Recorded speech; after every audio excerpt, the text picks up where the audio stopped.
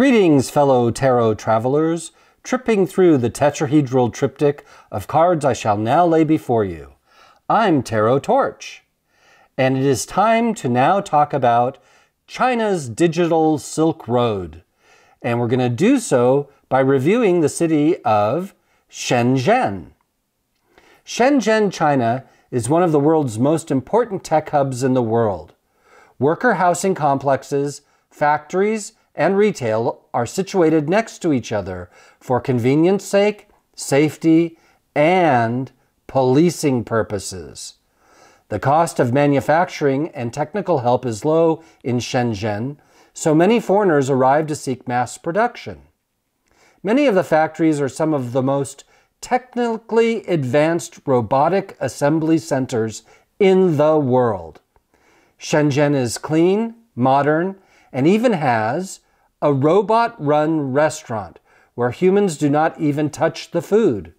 All dishes are cooked, served, and billed by robots. This techno hub does not hire workers unless necessary and relies heavily on machines, computers, and robotics. QR codes run the local economy. Cash and credit cards do not work here. Everything operates from mobile phones scanning QR codes on everything, from elevator access to buying groceries. Citizens are rated online publicly for goodness and obedience in China now. In Shenzhen, jaywalking is considered a serious offense, but public drinking of beer is acceptable if not too conspicuous. All such policing is done by facial recognition software, and those that jaywalk or commit other such social and/or criminal offenses have their faces published for public shaming, which has led to the creation of a social credit system based on monitored social interactions. Algorithms decide how much of a threat anyone is towards the society. Also, China has its own form of censored internet and censored social media that it is trying to export to authoritarian countries deemed the Great Firewall of China. Chinese alternative net access is highly policed, and there are many countries interested in promoting this aspect of Chinese high tech. This Chinese style of highly policed internet is booming in Africa, especially among Muslim nations, and is exported by China, who calls its package of monitored social media and web firewalls for social control, quote-unquote, cyber sovereignty. Will China's uncontrolled cyber policing of people and the internet to procure techno-dominance of the world go unchallenged? Will China spread censorship to the free world? Will the Muslim authoritarian countries linked with the communist countries over social control agreements? Is this how they'll get along? Will trade with China be affected by its authoritarian and totalitarian cultural and technological exports of ideology and this new, quote-unquote, cyber sovereignty that it seeks to export?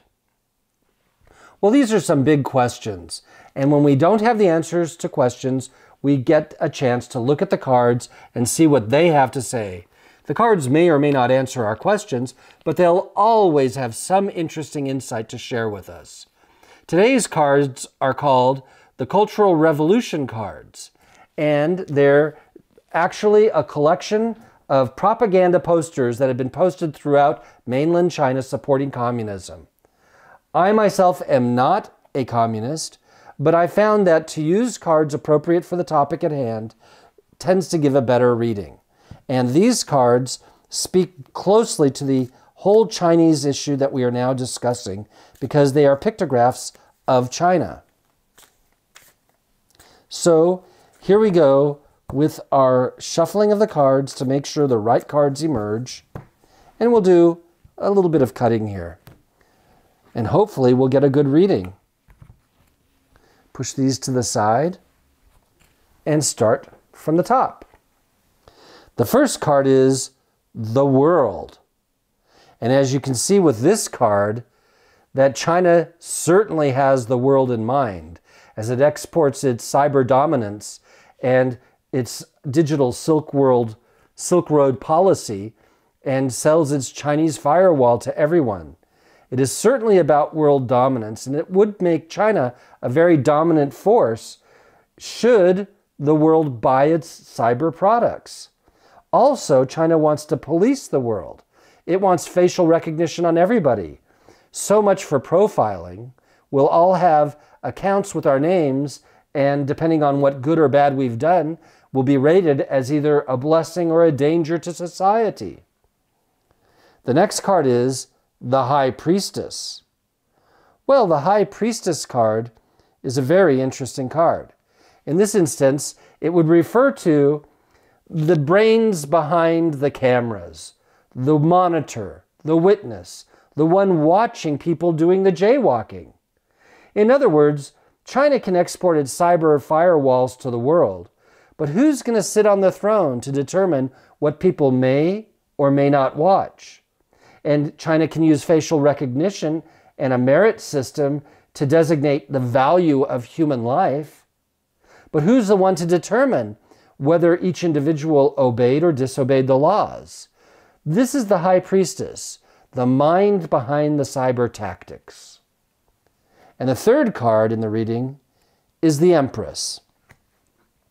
Now that's very interesting because what the Empress portends is that, and we have to look at these cards very closely because we have 3 higher arcana cards. You saw me shuffle the deck.